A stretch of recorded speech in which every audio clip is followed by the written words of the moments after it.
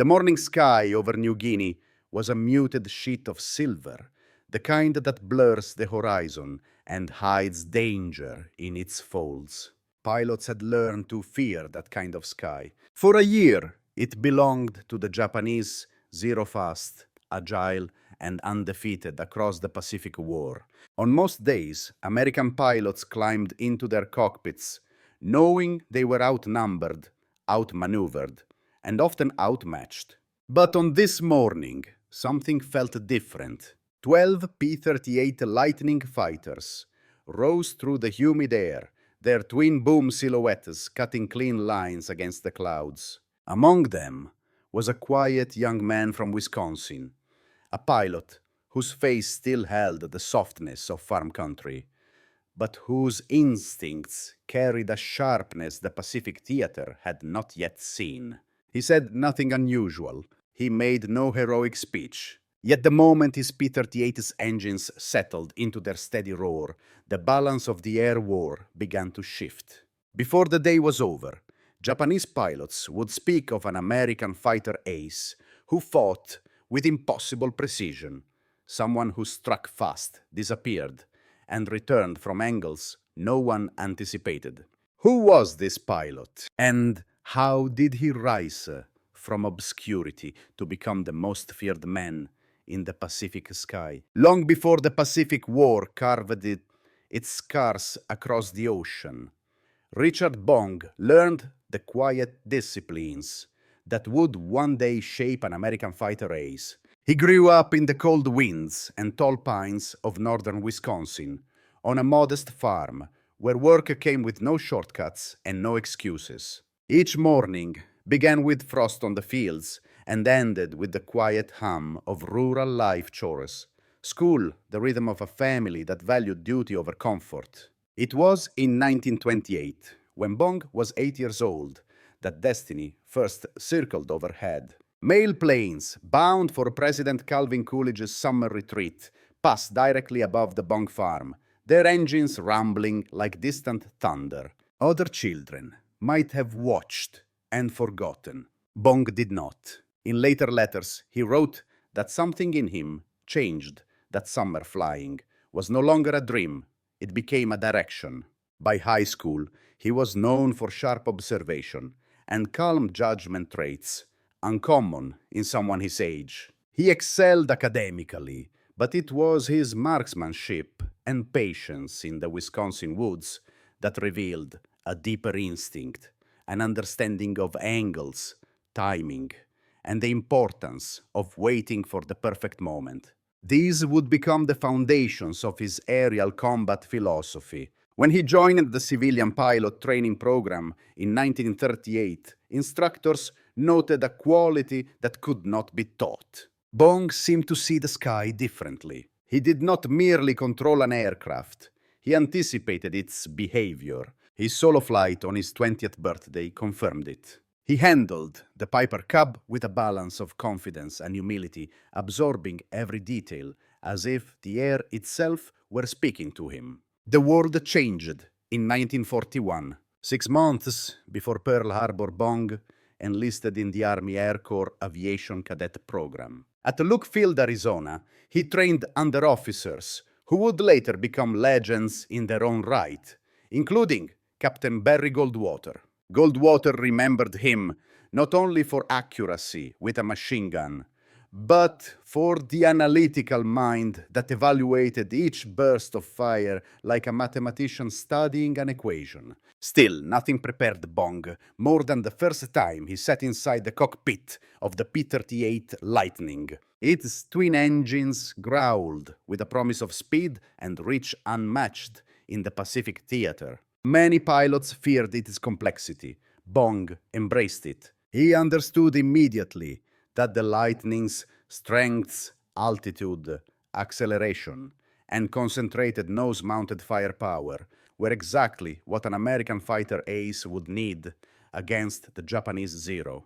But the Pacific War did not wait for anyone to be fully ready. By mid-1942, Bong found himself on the edge of an air war that America was still struggling to understand. The jungles of New Guinea stretched out beneath him like an endless green wall, and the Japanese Zero owned the sky with brutal confidence. What Richard Bong carried into that theater was not experience. It was something older discipline patience, and a young man's quiet belief that courage meant doing one's job even when the odds tilted the wrong way. When Richard Bong arrived in the South Pacific, he stepped into a world where the Japanese Zero dictated every engagement. The Zero was lighter, more agile, and at low altitude, nearly untouchable. Many American pilots learned this the hard way, but the Pacific War was changing, and so were the tactics that would decide its future. Initially assigned to a unit flying outdated P-40 Warhawks, Bong was temporarily attached to the 39th Fighter Squadron, so he could fly the P-38 Lightning in actual combat. It was a decision that altered the trajectory of the air war. Under Captain Thomas Lynch, a rising tactician in the Pacific theater, Bong absorbed lessons that would define the next generation of American fighter aces. Never turn with a Japanese Zero. Control altitude. Attack once with purpose. Then vanish. On December 27, 1942, he put those lessons into practice for the first time. The sky over Buna was crowded with 40 Japanese aircraft, a mass of bombers guarded by fighters that had ruled the region for a year. Only 12 P-38s rose to meet them. Bong positioned himself above the formation, waited for a small opening and dove. His first target as Zero, chasing his commander, disintegrated under a precise burst at close range. His second, a Ki-43 Oscar, fell moments later. Japanese reports later described a twin-boom fighter attacking with a coordination they had not seen before. They did not know the pilot's name, but they felt the shift. Over the next days, Bong engaged in a series of brutal encounters along the New Britain coast. He refused to dogfight in the traditional sense. Instead, he fought vertically climbing diving, using the P-38 Lightning's speed to break free from the Zero's turning circle. His fifth kill came during an escort mission, a difficult deflection shot taken at long range while both aircraft twisted violently. It made him an American fighter ace, but it was only the beginning.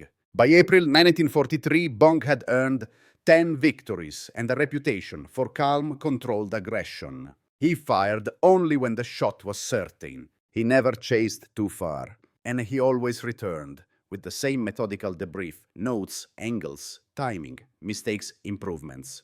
Pilots began to study him as much as they admired him. Then came July 26, 1943, near Lai. A formation of 20 Japanese fighters approached, followed by 15 more reinforcements. The odds were overwhelming. The smart move, as Bong's own wingman later wrote, would have been to wait for support. Instead, he led 3 successive attacks into the heart of the enemy formation. On his first pass, he destroyed 2 aircraft with short surgical bursts. On the second, he split the formation and claimed 2 more. His wingman said he seemed to track multiple opponents at once, guiding their movements while executing his own. When the smoke cleared, 10 Japanese aircraft were down. 4 had fallen to Bong. None of the P-38s were lost. It was in battles like these that the legend began. Japanese pilots started warning each other about a twin-boom fighter with red wingtips, a machine flown by a man they called the Ghost. Richard Bong was no longer simply a skilled pilot. He was becoming the most feared American fighter ace in the Pacific War. By the summer of 1943, Richard Bong was no longer just a promising pilot. He was a rising force in the Pacific War. With 15 victories, he was promoted to captain, though he wore the new rank with quiet discomfort. Fame had begun to follow him, carried across the ocean in dispatches that praised an American fighter ace who fought with unmatched precision in the P-38 Lightning. Yet Bong remained focused on the one thing that mattered to him, doing his job and bringing his men home alive. What set him apart was not bravado, but restraint. Many pilots chased glory. Bong chased certainty. He refused to fire unless the shot was perfect. He refused to risk his wingmen for a chance at another kill. In a war that often rewarded aggression, he chose discipline and survived because of it. Then, almost abruptly, the war gave him a brief reprieve. In late 1943, General Kenny sent Bong home for rest, though the deeper purpose was clear. Losing America's top prospect in the Pacific would have been a blow to morale. During that leave, Bong met Marjorie Vattendal, a young woman from his home region, whose intelligence and warmth disarmed him more thoroughly than any Zero pilot ever could. Their connection was immediate. When Bong returned to combat in 1944, he carried her photograph on the nose of his P-38 Lightning, a gesture that made the aircraft known across the squadron as Marge. It became one of the most recognizable fighters in the Pacific theater. But even symbols are fragile. In March 1944, another pilot flying Marge suffered an engine failure and crashed into the New Guinea jungle. Bong never saw his namesake aircraft again. For a man who rarely revealed emotion, the loss hit deeper than he admitted. Yet he continued flying, mounting Marge's photograph inside the cockpit of whichever Lightning he was assigned. April 1944 marked another turning point. With his 27th victory, he surpassed Eddie Rickenbacker's World War I record, becoming the highest-scoring American fighter ace in history. Letters poured in. Newspapers celebrated him. Life magazine published his photograph. Americans finally had a hero to champion in a war whose early years had felt uncertain. Bong appreciated the praise, but wanted none of the spotlight. He wrote to Marge that he felt guilty being away from his squadron, guilty standing on stages, while others risked their lives in the Pacific War. Yet the tour achieved its purpose. War bond sales, surged enlistments, rose and workers in American factories found renewed motivation, knowing pilots like Bong depended on their hands. When he returned to the Pacific in late 1942, General Kenny reassigned him to headquarters as an advanced gunnery instructor. He was allowed to fly, but not to seek combat. Bong immediately found the loophole. If combat found him, he could respond, and combat found him often. The skies over the Philippines had become a crucible of desperate resistance. Japanese fighters, dwindling in number, fought with increasing ferocity and kamikaze attacks, pressed American forces to their limits. Through these months, Bong's victories climbed to 30, then 35, and finally 40, all confirmed by gun camera footage and witness reports. His attacks remained the same close-range bursts, 2 or 3 seconds at most, followed by a steep climb out of danger. It was methodical, deadly, and uniquely his. On December 12, 1944, General Douglas MacArthur presented him the Medal of Honor at Tacloban Airfield. 5 days later, Bong scored his 40th kill. Both Kenny and MacArthur agreed his war was over. He had given more than enough. Richard Bong left the Pacific War as America's undisputed ace of aces. But history was not finished with him. From the American perspective, Richard Bong's rise offered something the nation desperately needed: proof that the United States could outthink and outfight a seasoned enemy in the Pacific War. Newspapers called him the Ace of Aces, a title that carried both admiration and weight. Factories hung his photograph near assembly lines. Workers tightening bolts on P-38 Lightning engines reminded one another, this is for men like Bong. In a conflict thousands of miles from home, he became a symbol of American precision discipline and quiet resolve. Yet Bong himself never embraced the role.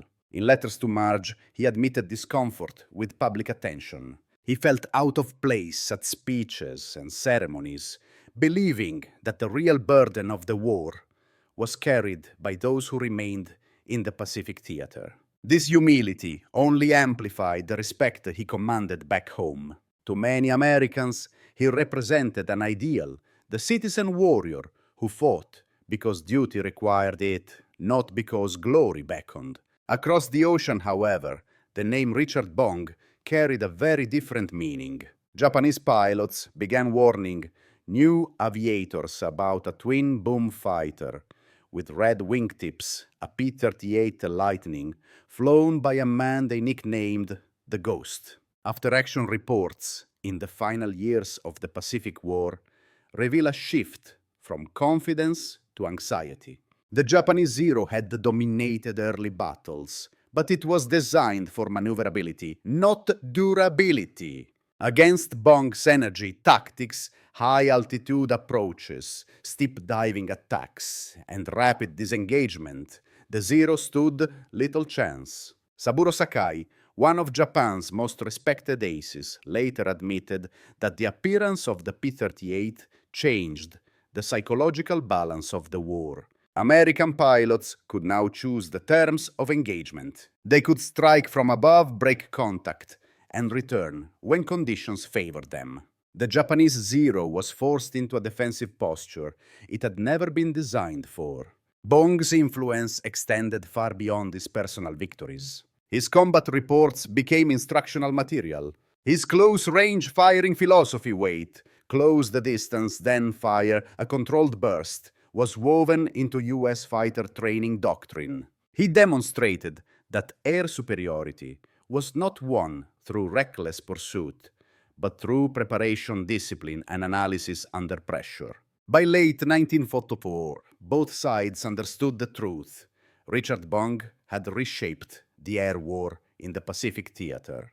He had become more than an American fighter ace. He was proof that mastery in the sky depended not only on the aircraft, but on the mind guiding it. For Richard Bong, the war ended not in the cockpit of his P-38 Lightning, but in the quiet sun of a California afternoon. On August 6, 1945, the same day the world learned of Hiroshima, America's greatest fighter pilot climbed into a jet that represented the future of aviation. The P-80 Shooting Star accelerated down the runway, lifted cleanly, and then faltered.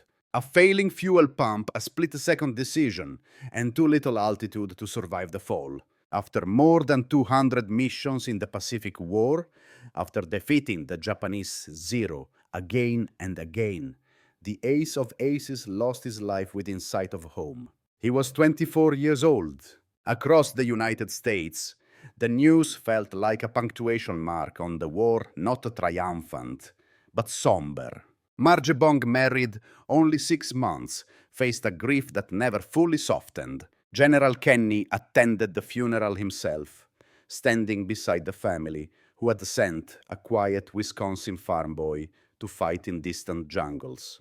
The community that raised him welcomed him home, but not in the way anyone had hoped. And yet Richard Bong's legacy did not end in that moment. His 40 confirmed victories remain an American record, a testament to a form of aerial combat that has passed into history: close-range gunfights, instinctive maneuvering, and the razor-thin line between survival and loss. Future wars would bring missiles, jets, and split-second engagements, but none would produce an American fighter ace with a tally like his. More important than the number was the method. Bong proved that the sky belonged not to the boldest pilot, but to the most disciplined. He taught that patience could defeat aggression, that preparation could overcome experience, and that protecting one's wingmen was as vital as claiming a victory. Long after the Pacific War ended, these lessons shaped generations of American aviators. Today, memorials across the country bear his name. A restored P-38 Lightning stands in Superior, Wisconsin. Its twin booms a silent reminder of the young man who once ruled the air from New Guinea to the Philippines. Even in 2024, when the crash site of March was rediscovered in the Papua New Guinea jungle, it felt less like an archaeological find and more like the final chapter of a story that still moves people 80 years later. History often remembers wars by their battles, but sometimes it remembers them by the individuals who carried extraordinary burdens with quiet dignity. If Richard Bong's story stays with you, consider sharing what you believe his greatest legacy is. And if you'd like to explore more moments that shaped the Pacific War and the pilots who fought it, I invite you to join us for the next chapter.